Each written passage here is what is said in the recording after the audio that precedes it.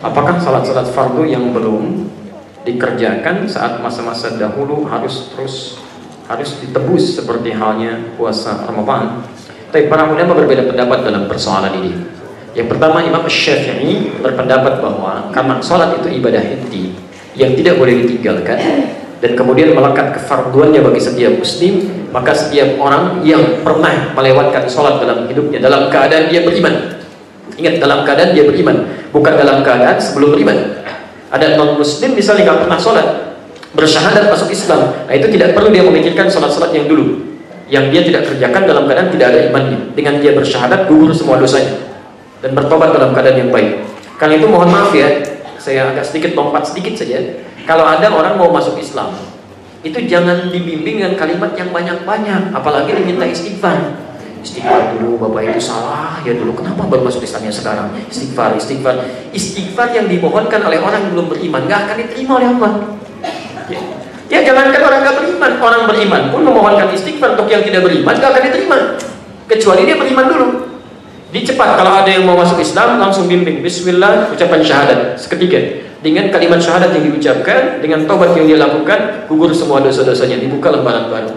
Tapi kalau ada orang sudah beriman, dia sengaja meninggalkan sholat, dia berdosa di situ. Begitu dia sadar, dia bertobat, kata Imam Syafi'i, sedapat mungkin dalam setiap sholat fardunya, selesai sholat fardu yang wajib bagi dia saat itu, dia tunaikan lagi sholat-sholat yang pernah dia kemudian kerjakan dan tinggalkan dulu, dengan niat sholat pengganti yang dulu bisa bertanding dengan sholat-sholat sebelum atau setelah sholat fardunya, sepanjang di situ ada syariat sholat sunnah.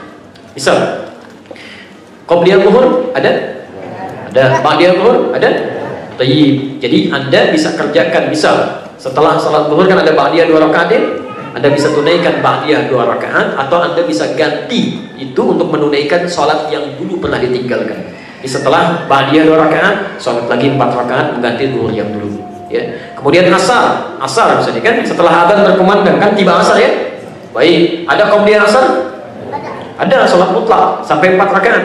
Nah, Anda bisa ganti itu dengan menunaikan niat sholat asar yang dulu pernah ditinggalkan. Begitu imam sudah mulai bangkit untuk menunaikan sholat fardunya, Anda tunaikan dengan asar yang sekarang Anda kerjakan. Tapi pada asarnya nggak ada. Jadi jangan Anda menunaikan sholat-sholat pengganti di waktu-waktu yang dilarang. Ya, misal habis sholat subuh, Anda sholat lagi, gitu kan? Habis sholat asar, Anda sholat lagi. Selain bisa keliru, juga bisa menimbulkan fitnah bagi sekitaran setempat yang melihat. Itu siapa sih?